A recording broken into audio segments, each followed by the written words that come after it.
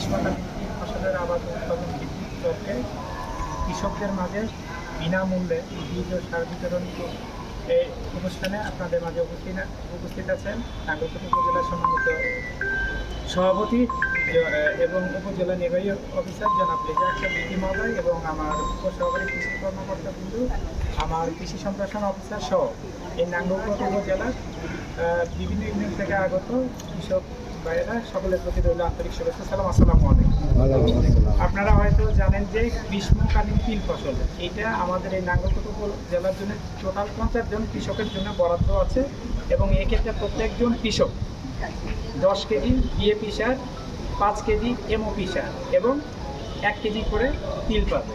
এটা আমরা সেই সমস্ত জায়গাতে করব যে সকল জায়গায় আমরা বড় ধান লাগাইনি বা আমরা ইতিপূর্বে গম বা খেসারি বা মসুর ডাল করেছি, এই সময় আমরা সেই সমস্ত জায়গাতে আমরা কী করবো, এই তিলটা করব।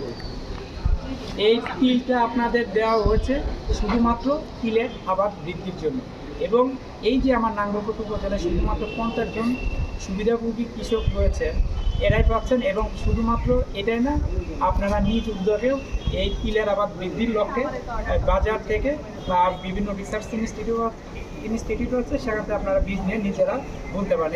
এতে কী হবে, একেতে তেলের চাহিদা প্লাস হচ্ছিল আপনার এই তিল দিয়ে বিভিন্ন ধরনের যে খাবার পরিবেশন করা যায় সেটাতে সেই চাহিদাটাও লাভ হবে এবং আমার যে এই স্বল্প পরিশ্রমের জায়গাটা যে পতিত থাকতো, সেই পতিত জায়গাটা আপনারা আর থাকবেন। আমি আর আমার এই বক্তব্য দীর্ঘায়িত করবো না, সকলকে এই বলে আমার সংক্ষিপ্ত বক্তব্য এখানে শেষ করছি। ধন্যবাদ সকলকে। আসসালামু আলাইকুম।